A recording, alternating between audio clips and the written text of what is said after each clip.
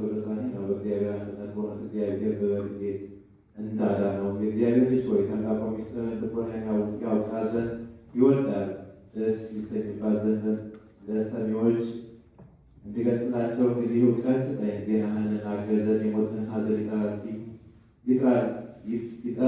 በሚገባ በልሳን ውስጥ በመሄድ እገልጸው ዘንድ ኃይልን ስጠኝ። መስዋዕት የምትሆንበት ቀንህን እውነትን እንደሆነ ያውቅ ዘንድ እንደወደደ እውነትም ሆኖ ዕለትን አይቶ ደስ በተሰኘበት ደካማ አንደበቴ ዜናህን ይናገር ዘንድ ይወዳል። አብርሃም ሚስጥርህን በማወቅ ደስ እንዳለው እኔም ደካማው ዳግመኛ በልሳንህ አይቼ እደሰትበታለሁ። በቸርነትህ ስጦታ እርሷን በገለጽክላት ጊዜ ምሳሌ ሆናለታለችና ደግሞ ደስ አለው። የእግዚአብሔር ልጅ ሆይ የጎልማሳው ይስሐቅ አንገት በተፈታ ጊዜ በጎ የታሰረበት ታላቅ ድንቅ ሚስጥር በእንጨት ውስጥ ከአንተ ተገለጸ። የእግዚአብሔር ልጅ ቀን ያይ ዘንድና ያ መድኃኒት በጌታችን እጅ እንዴት እንደሚገኝ አረጋዊ አብርሃም ይመኝ ነበርና የልቤ ሀሳብ በዚህ ስራ ተሟሙቆ የተንቀሳቀሰ ከሆነ ከምስጋናዎች ጋር መልካም ሚስጥር ተገለጸ። እንግዲህ ከዛ ጀምሮ እንዴት መቼ በምን አምሳል ያንን ቀን አረጋዊ አብርሃም አይቶ ደስታ እላለሁ። እነሆ የይስሐቅ ዜና እንደ ሌቦች ምሳሌ በልብ ጥልቅነት ትገባለች። በተነገረች ጊዜ እንደምን ያለ አንደበት እርሷን በምስጢር ይናገራል። ስለ ይስሐቅ መናገር አንድ ሰው በፍጻሜው ዜናውን ያደርሳልና ስለ ይስሐቅ ሞት በመጨረሻውን ሕይወት መልአክ አድርጌ እሰጠዋለሁ። እናት ሆይ አሁን ግን ስለ ወልድ የተደረሰውን ስለ አብርሃም የጎላ የተረዳ ነው። እግዚአብሔር አብርሃም ብሎ ጠራው። አብርሃም እንሆኝ አለው ጌታ ያለ እግዚአብሔር እናንተ ብቻዋን የሆነውን ልጅህን እኔ በሰማይ በማሳይ ተራራ ላይ ወስደህ ሰዋልኝ አለው። እግዚአብሔርም እሱን ይስሐቅን መስዋዕቱ ፈልጎ አይደለም ለታላቁ እግዚአብሔር ልጅ መገደል አርአያ አምሳል ይሆን ዘንድ ነው እንጂ። ዜናውን አስቀረ ዘንድ ይስሐቅ ምንም አይቶኝም በማስተዋል የዚህ ድርሳን ትርጉም እናገር ዘንድ ስራዎቹን ይመሩኛል። እርሱ ጌታችን ነው። የመካኒቱ ልጅ የባሪያው ይስሐቅ ዜና ዳግመኛም አለባት። እግዚአብሔር አባቱም አብርሃም ለአንተ ብቻዋን የሆነውን ልጅን ወስደህ እኔ በማሳይ ተራራ ሰዋልኝ ባለው ጊዜ አዎን በእውነት ይህ ሚስጥር ታላቅ ባይሆን እንዴት ሊያደርገው ቆረጠ? ልጅስ አልታረደም ብሎ አባቱን ለምን እንቢ አላለ? ነገር ግን ለክርስቶስ መገደል እርሱን አስቀድሞ ምሳሌ አደረገ። ለዚህም ፈተና እግዚአብሔር ፈተነው። እግዚአብሔርም አብርሃም እንደፈተነው መጽሐፍ ይናገራሉ። ሙሴም እንደዚሁ ጽፏልና የምታስተምር ሆይ የነገሩን ሚስጥር ለመረዳት አስተውል። አብርሃም ይፈትነው ዘንድ እግዚአብሔር ለምን ወደደ? ይህ ጻድቅ የማያውቀው ከሆነ ለምን ወዳጅ አደረገው? ይስሐቅን መፈለጉን ያሳያል። ስለ አምላካዊ ሚስጥር ነው እንጂ። አብርሃም የእግዚአብሔር ልጅ ቀን ያይ ዘንድ ይመኝ ነበርና ስለዚህም ይህን ስራ ሰራ። ስለዚህም በወልዱ አምሳል አባቱ አንድ የሆነ የይስሐቅ ታገሰ። አረጋዊ አብርሃም የወልድ የስቅለቱን ዕለት ምሳሌ አይቶ ደስ ይለው ዘንድ ከዛሬም ጀምሮ አብርሃም የመለኮትን ሚስጥር አየ። ያለ ድካምም እውነተኛዋን መንገድ አየ፣ አወቀ። ብልህ አዋቂ ሆይ እውነቱን እንዴት የጸናች እንደሆነች ተመለከተ። ከታዘዘበትም እምቢ ብሎ ከስራ በማናቸው ስራ ፊቱን አልመለሰም። ልጅህን ሰዋልኝ የሚል ቃል ወደ እርሱ በመጣ ጊዜ የተናገረውን ቃል ይለወጥ ዘንድ ቢወድ ብዙ መመላለስ በሆነ ነበር። እንግዲህ ከእርሱ ጋር መመላለስና መልስ መስጠት በተገባው ነበር፣ ምንም አልመለሰም እንጂ። አቤቱ እርሱም ሰጠኸኝ፣ በላይም በረከት አሳደርክ። እርሱም እንዲበዛና እንዲበዛ በምድርም ላይ እንደሚያፈራ ብለኸኝ አልነበረምን ይለው ዘንድ በቻለ ነበር። በምድር ላይ እንደ ምንዘሩ ሊበዛ ይችላል። እኔ ከሰዋሁትማ እንግዲህ ቃል ኪዳን ተቋረጠ አይደለምን? ባልሰዋሁት ትእዛዝህን አፈረስኩ። ዳግመኛ አረጋዊ አብርሃም ልጁን ሾተሌን በአንገት ላይ ባሳረፍ አንተ ምድርን ትወርሳታለህ ያልሁትን ዋሽቻለሁ። ዳግመኛም አባቱ አንተ እንደ ተስፋ እሱን ለኔ ሰጠኸኝ። እስኪ አስረዳኝ። ሰው ልጁን በሾተሌ ያረደው በየትኛው ዘመን ነው? አንተ እንዳልክ በመግደል ይፈጸም ዘንድ መቼ ተሰማ ቢል ልጁንስ አርዶ ካረደው በኋላ ዞሮ የበዛ ወዴት አለ ቢል ኖሮ። ነገር ግን አረጋዊ አብርሃም ከዚች ቃል ምንም አልተናገረም፣ ፈጽሞም አላሰባትም፣ ጌታውን እርሱ እጅግ ወዶታልና። ስለዚህም ጌታውን ሊጠይቅ አልፈለገም፣ የጌታችን የኢየሱስ ክርስቶስ አምሳል ነውና። ድንቅ ነገርን የሚመለከት ሆኖ እርሱም ይታገስ ነበር፣ ምንም አልተጠያየቀም። ሀሳቡም በሰውነቱ ውስጥ ጸጥ አለ። ይህችን ቀን አይቼ ደስ ልሰኝባት የፈለጓት ናት ይል ነበር። እግዚአብሔርም አብርሃም በልጅ ነገር ፈጽሞ ደስ ይበል፣ እርሱ ለተሸሸገው ሚስጥሬ አምሳል ነውና አለው። ልጅንም አትራራለት፣ እኔም ለምወደው ልጄ አልራራለትምና ሰዋልኝ፣ እኔም ከዘመናት በኋላ እንዲህ ልጄን ሰዋለሁና አትዘን። እኔ ስለ አንድ ልጄ እንዳላዘንኩ አንድ ልጅ ከይስሐቅ የሚበልጥ እርሱ አምላክ ነው። ዳግመኛም አለው እወቅ፣ ተጠንቀቅ፣ ልጅን ለመታረድ በቀረበ ጊዜ በስራው ላይ ምንም አታስብ። የክርስቶስ አምሳል ለተለወጠበት ትረዳበት ዘንድ ሾተሉን በወሰድክ ጊዜ እንዳትቀጥቀጥ እወቅ። የምትሰራትን ምሳሌ እንዳታበላሽ አስተውል። እርሷም በምታደርግ ጊዜ በልብህ ሐዘን እንዳይገባ ስራህን እንዳይጠፋ እወቅ። ስለዚህም ሽማግሌው እርሱ ልጁን ይዞ በደስታ ይሰዋው ዘንድ ስራውን ይፈጽም በፍጥነት ወጣ። ለሚስቱ ለሳራ አልገለጸላትም፣ እንዳታዝን፣ ደካማ ፍጥረት ናትና ለእርሷ አንድ ብቻ ስለሆነው ስለተወደደ ልጇ ርኅራኄ ናትና በእርሷና በጌታ መካከል ያለውን ሚስጥር አልገለጸላትም።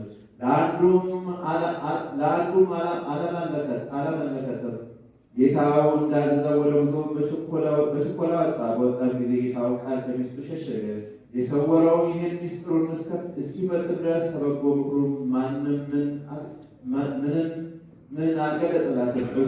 እርሷ ለምሾ አጥንት ናት ማለት ደካማ ፍጥረት ናትና ስለ ልጇ ንጹሕ መስዋዕት ለመሆን ስለመታረዱ እንዳትርበለበት እናቱ ሔዋንን ያገኘ ስህተት እንዳያገኛት ከእናቱ ምስክሩ ስውር ከመካን እናቱ ይስሐቅን ሰረቀ። በሽምግልና ያለች እናቱ ስለ ውድ ልጇ በሐዘን እንዳትሰቃይ ይነገረው ዘንድ ወደ ልጁ ላከ። የታዘዘትን ፈጽም ዘንድ ልጄ ሆይ ና ብሎ። እርሱም ወደ አባቱ በሚወጣ ጊዜ ለእናቱ አላሳሰባትም። ከእርሱ ጋር ለወሰዳቸው ጎልማሶች እንዲሆን አልነገራቸው። ስራውን ሽማግሌው አብርሃምና እግዚአብሔር ብቻቸውን ያውቁታል እንጂ። ይስሐቅን ለመታረድ በጠራው ጊዜ አላሸበረውም፣ የታዘዘበት ሚስጥሩን ይፈጽም ዘንድ ወሰደው እንጂ። እንጨትም ሰብሮ አሸከመው፣ መስዋዕትም አቅራቢው ካህን ብቻውን ወሰደው።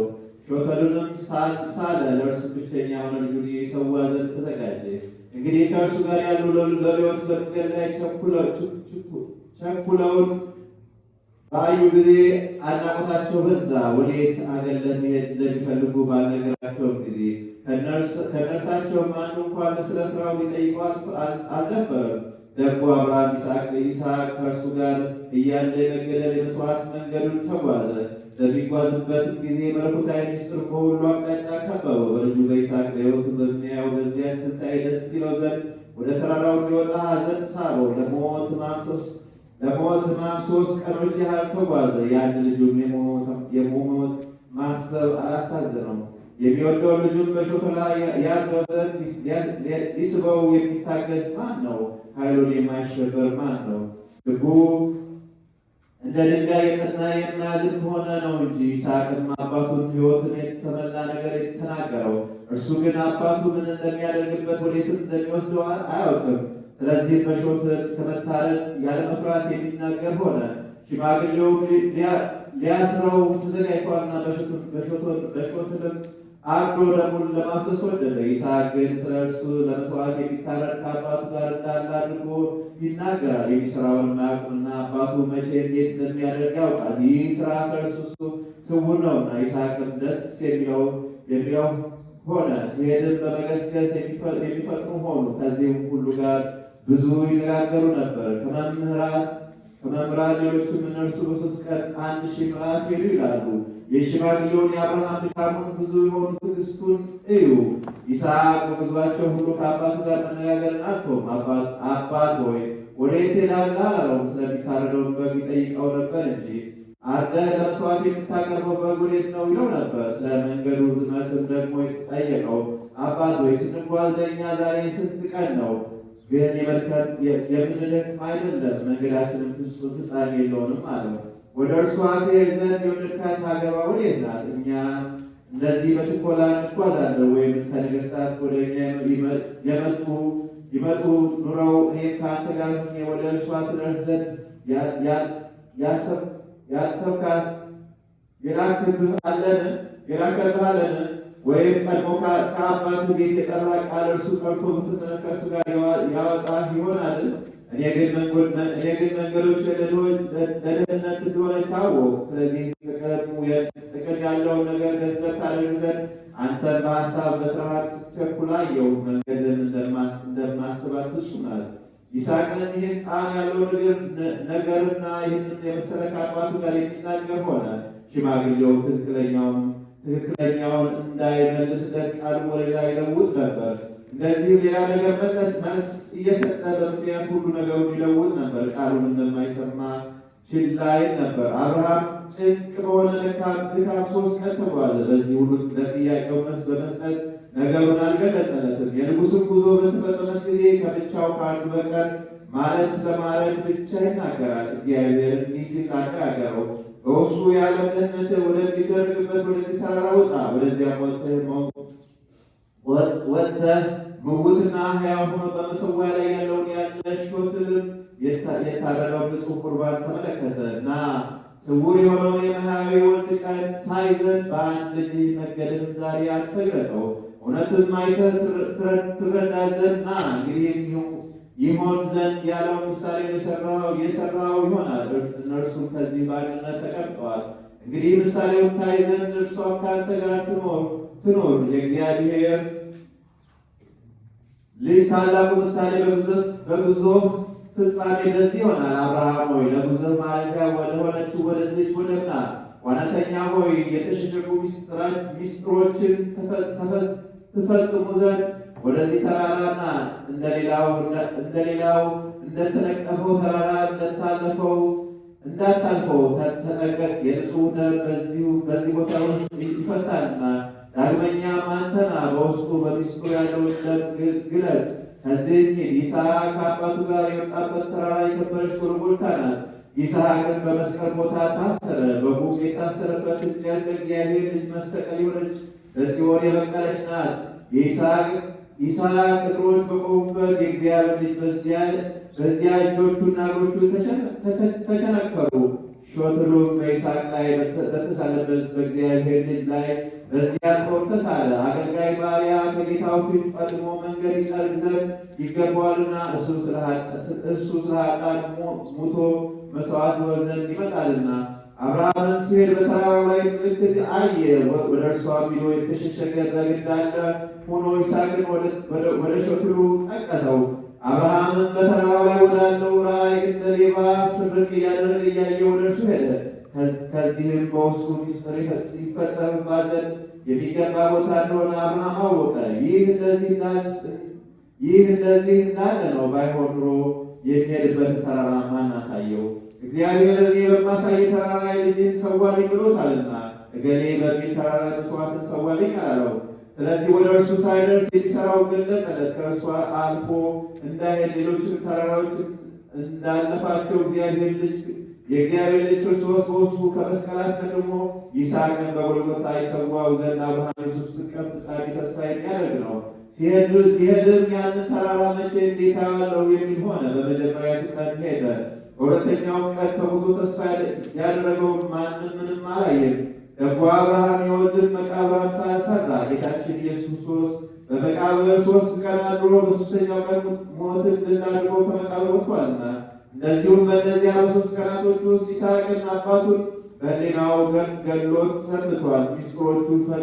ሚስጥሮቹን ፍጹማን የሆኑ ዘንድ ከዚህ በኋላ ይነሳል። እንግዲህ በዚያ ተራራ ውስጥ በግልጽ ያየው ዘንድ አብርሃም የሚጠበቅ ሆነ። በሁለቱ ቀኖች ሚስጥሩ ከእርሱ ቢሰወር ከዚህ በሦስተኛው ቀን ተገለጸለት። እንግዲህ አብርሃም የሚፋጠን ሆኖ ሎሌዎቹንም እኔና ልጄ ወደ ተራራው ወጥተን እስከምንጸልይ ከዚህ ተቀመጡ አላቸው። ከጸለይን በኋላ ወደ እናንተ እንመለሳለን። አብርሃም በምን ሐሳቡ የሚያስብ ሆነ እንጂ ልጁ ከእርሱ ጋር ከተራራው እንደሚመለስ ይጠራጠር ነበር። ስለዚህ ከተራራው በታች ይቀመጡ ዘንድ ሎሌዎችን አዘዛቸው።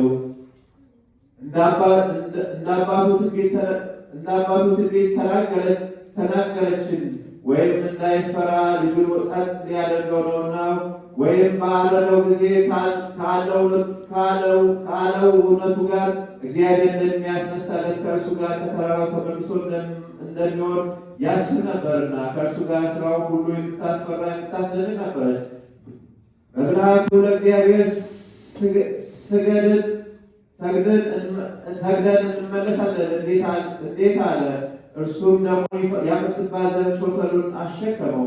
ስለዚህም ወጥተን በዚያ ተራራ እኔና ልጄ ይስሐቅ ለእግዚአብሔር ሰግደን ወደ እናንተ እንመለሳለን አላቸው። ሎሌዎቹም ወደዚያ ተራራ ማንም ከእኛ ጋር ሊወጣ አይገባውምና ከዚህ ከቦታችሁ ተቀመጡ፣ በተራራው ራስ ላይ ታላቅ ምስጢር አለና መንገዳችንም ወደ እግዚአብሔር ነው። አብርሃም ሾተሉን ይስብ ነበር። አንዱም ባልንጀራውን ለምንድን ነው ጌታችን ከእርሱ ጋር መውጣት የከለከለ? እነዚህ ምን አድርጎ አያውቅም ይል ነበር። ወደ ሄደበት ሁሉ ጊዜ ሲወስደን ነበር። ለፈጣሪው እግዚአብሔር እየሰገደ ከሆነ መሰዋት ይሰዋ ዘንድ ወዶ የተዘጋጀ ለምንድን ነው? የሚያቀርበው በግ ግን ከእርሱ ጋር አናይም። ይስሐቅንስ ብቻውን ለምን ወሰደው? ወዴትስ ቦታ ይሰግዳሉ? አብርሃም ፈጽሞ ደስ እያለው ወደ ተራራ ወጣ። ልጁም ከእርሱ ጋር ደስ እያለው በዓይኖቹም ቀና ብሎ ወደ ሰማይ ተመለከተ። በተራራው ላይ ያየው ራእይ በእርሱ ፍቃድ ቦግ ይል ነበር። ከእርሱም ዓይኑን ሊመልስ ዘንድ አልተቻለውም። አረጋዊ አብርሃም ከጎልጎታ ከተገለጸችለት መለኮታዊ ምስጢር የተነሳ የሰከረ ሆነ። በእጆቹ መካከል ምስጢረ መስቀል ይሟሟቅ ነበር። ስለዚህ ከእርሱ ጋር እንዳይወጡ ሁለቱን ሎሌዎቹን ሸነገለ። የእግዚአብሔር ልጅ ቀን ያይ ዘንድ ብቻውን ሊወጣ ነው እንጂ ዳግመኛም ደስ የምታሰኝ ረቂቅ ምስጢሩ ብቻውን ያይ ዘንድ የሚጠነቀቅ ሆነ። ስለዚህም ለአገልጋዮቹ ከጸለየ በኋላ ወደ እናንተ እስክንመለስ ድረስ ከዚህ ቆዩን አላቸው። ሽማግሌውም ወደ ውድ ልጁን ያድርበት ዘንድ ሾተሉን የሚስል ሆነ። ልቡም ይታገሳል። በጊዜው ጊዜ ከእርሱ ጋር መልሶ እንደሚያውቅ አውቆ